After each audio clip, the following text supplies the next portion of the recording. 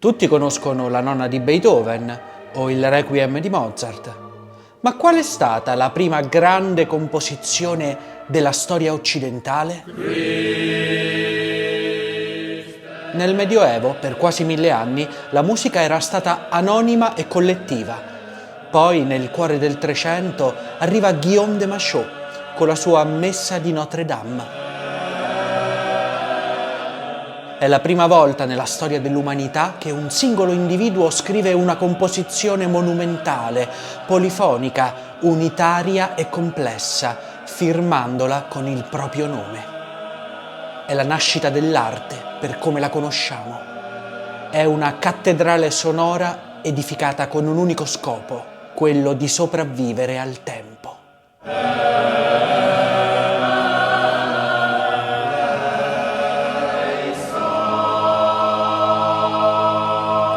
Siamo in Francia nel 1348. Machaut è un canonico della cattedrale di Reims. Solo 12 anni prima la peste nera ha attraversato l'Europa come un incendio in una biblioteca. Machaut ha visto metà dei suoi amici, colleghi e protettori svanire nel giro di poche settimane. Fuori dalle mura di Reims, la guerra dei cent'anni sta dilaniando la Francia. Nel 1359 Edoardo III d'Inghilterra assedia la città. Machaut è lì dentro, tra i ranghi del clero, mentre i proiettili delle catapulte colpiscono le fortificazioni. Anche la Chiesa è in crisi.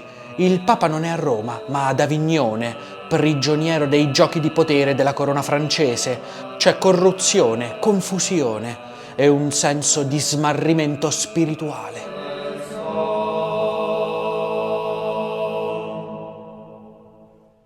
Quello che stiamo ascoltando è la prima messa polifonica completa concepita come un unico ciclo unitario. Kyrie, Gloria, Credo, Sanctus, Agnus Dei e Ite Missa Est, più qualche Amen qui e là. Il Kyrie si apre con un senso di timore reverenziale. Il ritmo ripetuto, lento e implacabile nelle voci gravi, crea una sorta di pedale emotivo che dà l'idea di un ingranaggio eterno e immutabile.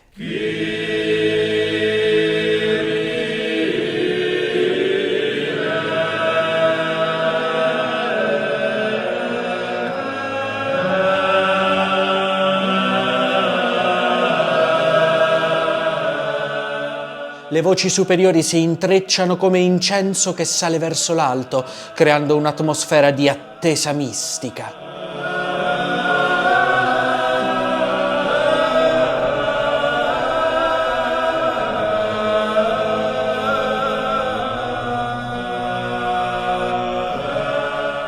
L'architettura di questa messa è geometrica, matematica. Pensate alla complessità dell'estetica gotica. Le voci sono scritte con una tecnica compositiva che si chiama isoritmia.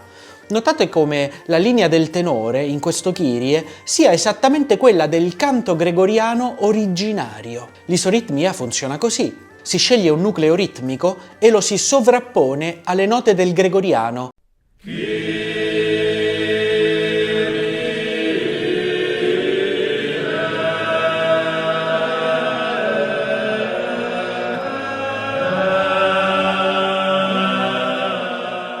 Una melodia composta da frammenti contigui del canto originario, su cui si articola questo ritmo ciclico. Questa armonia ci sembra aliena, l'armonia di un altro mondo. E questo perché in passato proprio gli strumenti si accordavano in maniera diversa. Noi usiamo il temperamento equabile. Nel Trecento il sistema teorico di riferimento era quello pitagorico e questo influenzava naturalmente lo sviluppo della partitura. In questo video capiremo anche come l'estetica musicale del Trecento sia tutta mutuata sul temperamento pitagorico. Nel XIV secolo la musica è ancora una scienza, una branca della matematica resa udibile. Nel sistema pitagorico l'ottava e la quinta possiedono una perfezione numerica assoluta. Sono intervalli stabili, la musica qui si riposa.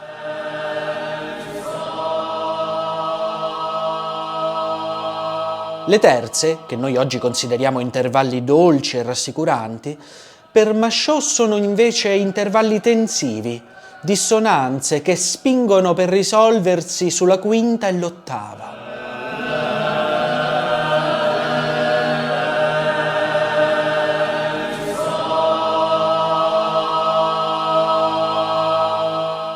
È come se questa musica ci trasportasse verso un altro mondo. Ciao, sono il Francesco di un universo parallelo e oggi vi svelerò il segreto dell'armonia. Ogni nota che sentite, se ascoltate attentamente, contiene tutte le altre. Sono gli armonici, il DNA della musica. Ne parlo nell'ultimo episodio del mio corso da 0 a Bach, disponibile solo per gli abbonati di livello Academy. Scusate, ma nel mio universo viviamo in una sorta di ipercapitalismo. È tipo un futuro cyberpunk. Comunque, gli abbonati normali hanno diritto invece al mio podcast Conclave e a tanti video disponibili solo per loro. Pensate che tutto quello che vedete su questo canale lo faccio io da solo. So che avete appena visto 2 persone distinte, ma sto per rivelarvi un altro segreto.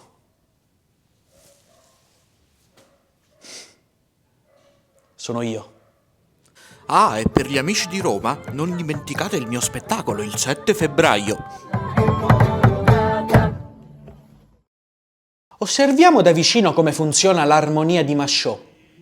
All'inizio del Gloria notiamo una tipica cadenza di Machaut o cadenza a doppia sensibile.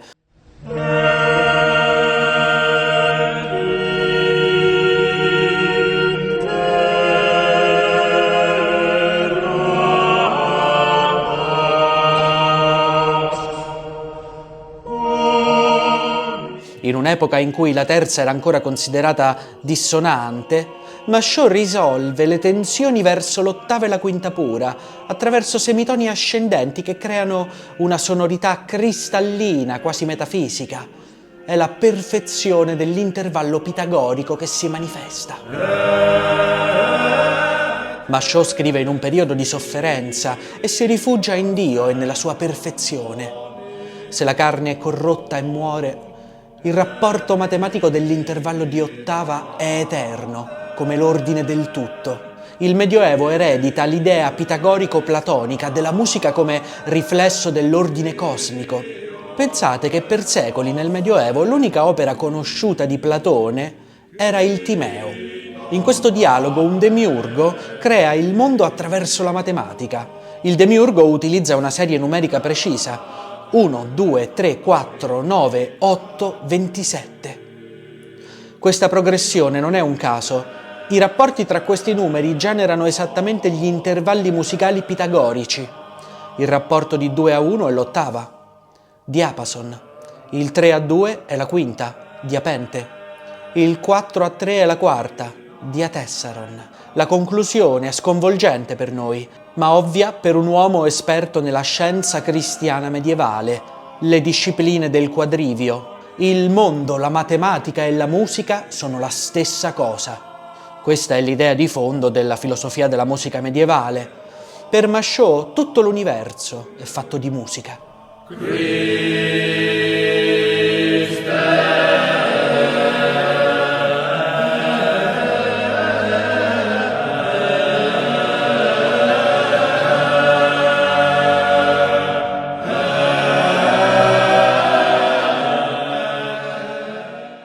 Avete notato l'oketus?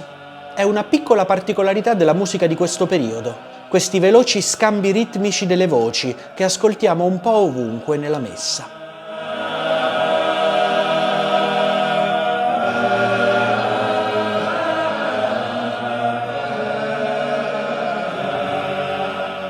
Pensate che la Chiesa in quel periodo aveva addirittura emesso una bolla, la Docta Sanctorum, in cui si scagliava proprio contro l'oketus come esempio di corruzione morale e musicale. Ma Machaut era un intellettuale, un poeta, e utilizzava lo stile del suo tempo con una forte dimensione autoriale. Machaut opera in una crisi profonda, tra la guerra dei cent'anni e la peste nera, e cerca di ricondurre il caos del mondo all'ordine del numero. La sua musica è una fortezza contro il caos. Ascoltate questo amen pan-isoritmico. Le voci sovrappongono diversi nuclei ritmico-melodici con regolarità, articolandosi come in un orologio cosmico.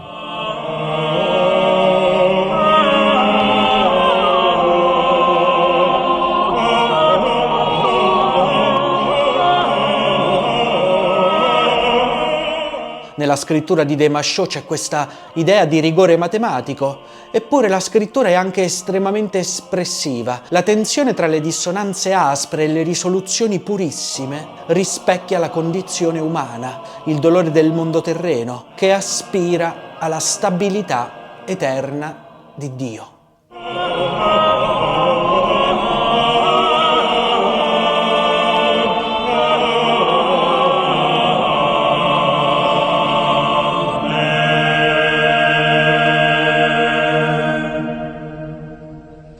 Questi accordi pieni di ottave e quinte pure sono come imponenti colonne romaniche, sono accordi potenti. E in effetti questi accordi senza terza, con quinta e ottava, nella musica pop si chiamano proprio power chords. Passata la guerra, Machaut era diventato un alto funzionario facoltoso, era il segretario del re di Boemia. Verso la fine della sua vita supervisionò personalmente la creazione di manoscritti di lusso che contenevano tutto ciò che aveva scritto, sia le opere poetiche che quelle musicali. In uno dei suoi manoscritti, il celebre manoscritto A, egli inserì un prologo e un indice. È come se avesse detto: ecco tutto quello che Guillaume de Machaut ha fatto nella sua vita. Questo è un atto di modernità sconvolgente per il 1370. Io sono Francesco e vi invito a iscrivervi al canale. Un saluto e al prossimo video. Ciao ciao!